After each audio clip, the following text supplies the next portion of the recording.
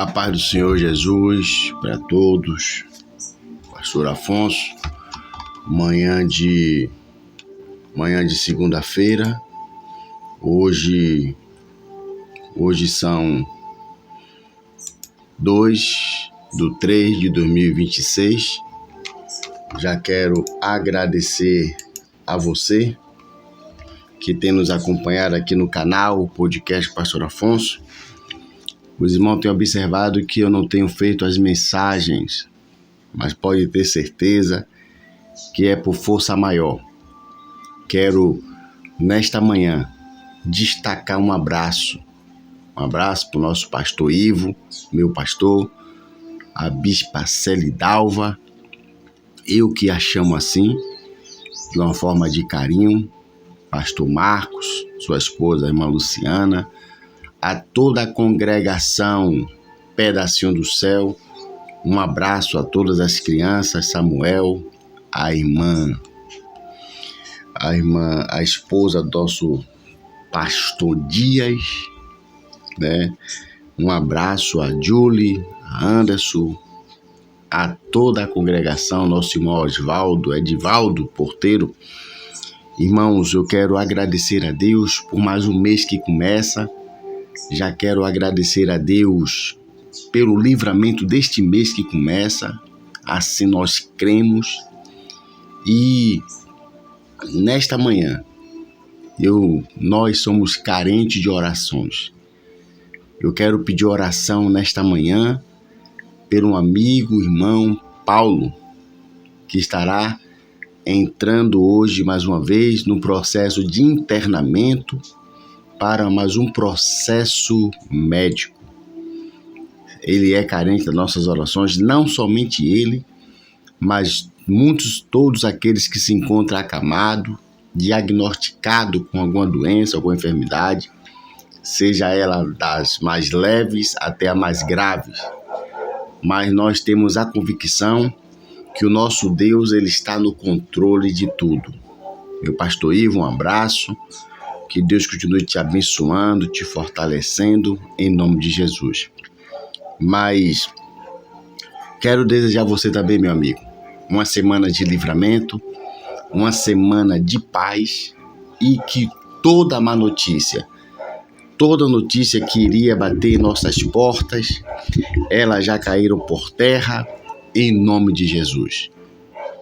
Louvado seja o nome do Senhor. Mas sem perca de tempo, entraremos na palavra do Senhor. Eu quero ouvir o que é que Deus quer falar conosco nessa manhã. Você sabia que Deus, ele fala comigo e fala com você todo dia? Sim, Deus fala conosco todo dia. E desta vez não será diferente. Não mude o vídeo não. Não saia daí não. Deus tem uma palavra para você. Oremos. Maravilhoso Deus e eterno Pai, nesta manhã de segunda-feira, queremos entregar nas tuas mãos todas as nossas preocupações, todas, porque o Senhor tem cuidado de nós. Muito obrigado, Senhor, pelas tuas maravilhas, os seus favores não merecidos. Agora, Pai querido, fala o nosso coração, hoje e para todo sempre. Amém. Deixa eu mudar esse fundo aqui.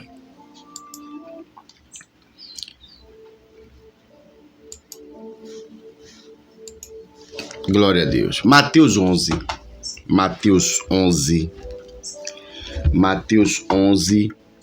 rapidamente, Mateus capítulo 11, que diz assim: E aconteceu que, acabando Jesus de dar instruções aos seus 12 discípulos, partiu dali a ensinar e a pregar às cidades deles.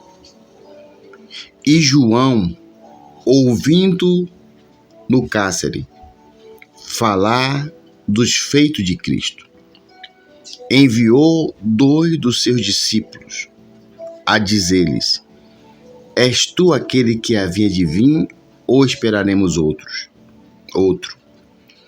Jesus respondeu e disse: Ide e anunciai a João as coisas que ouvis e vedes.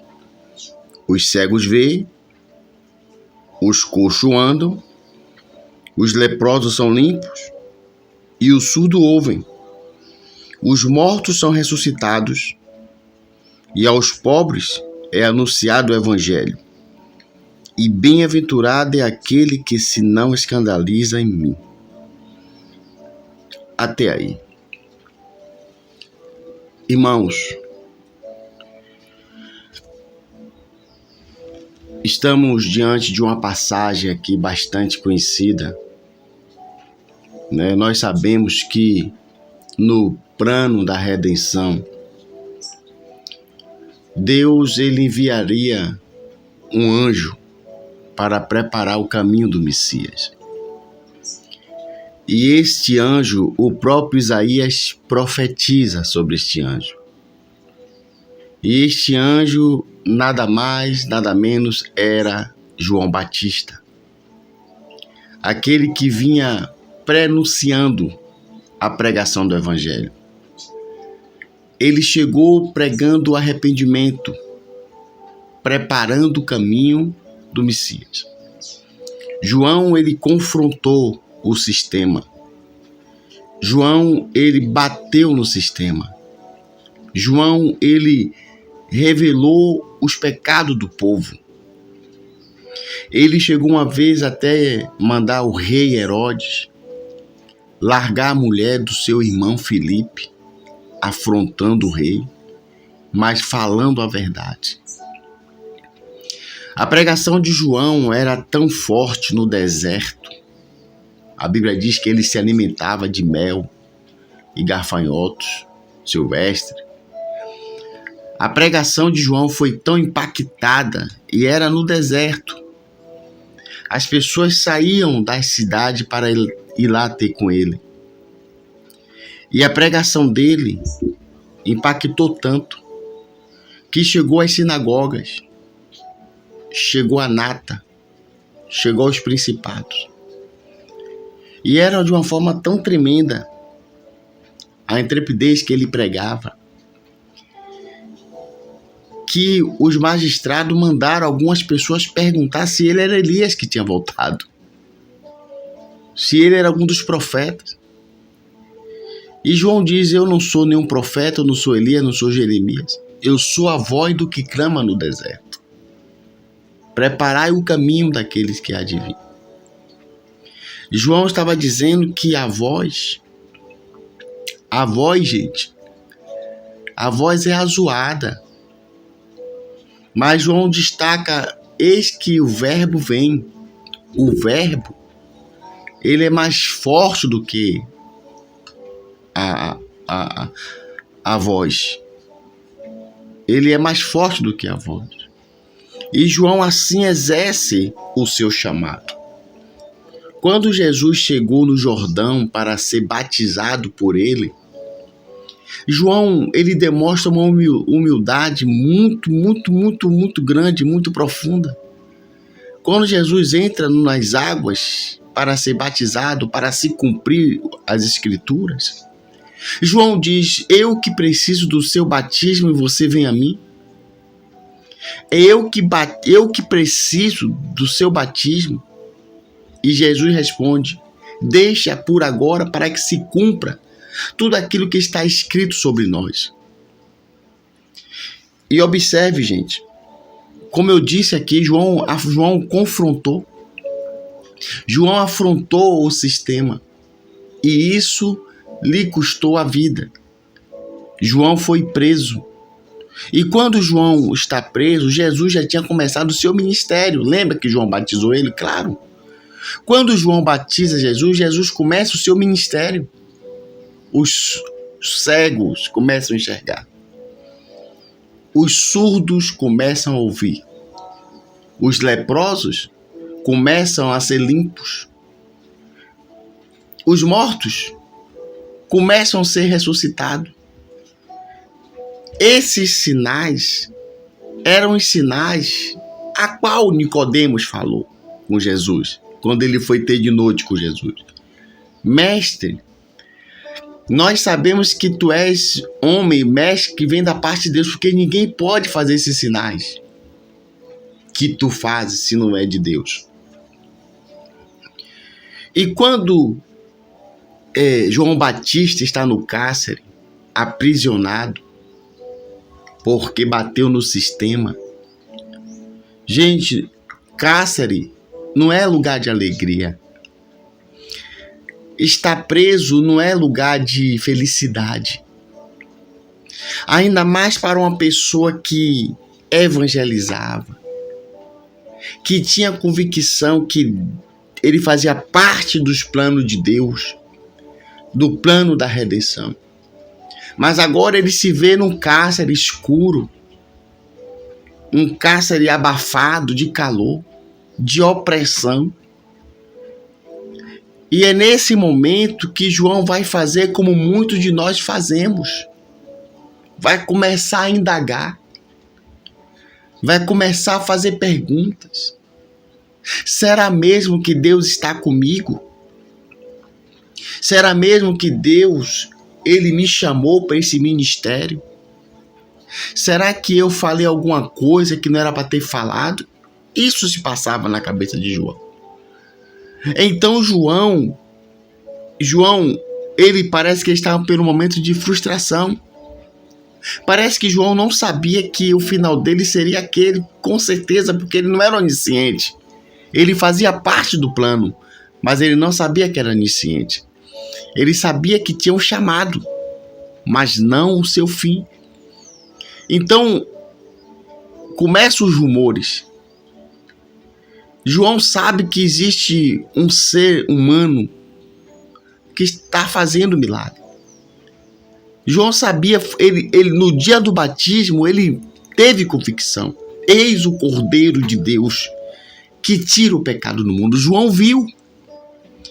João testificou, o Espírito Santo desceu sobre o Senhor e uma voz do céu disse: eis o meu filho amado, em que minha alma se apraz.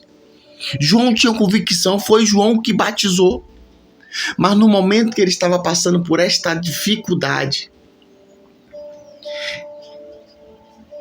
que nesse momento, que como é que o Cristo está na terra, como é que ele fez parte do ministério de Jesus e agora estava passando por aquilo.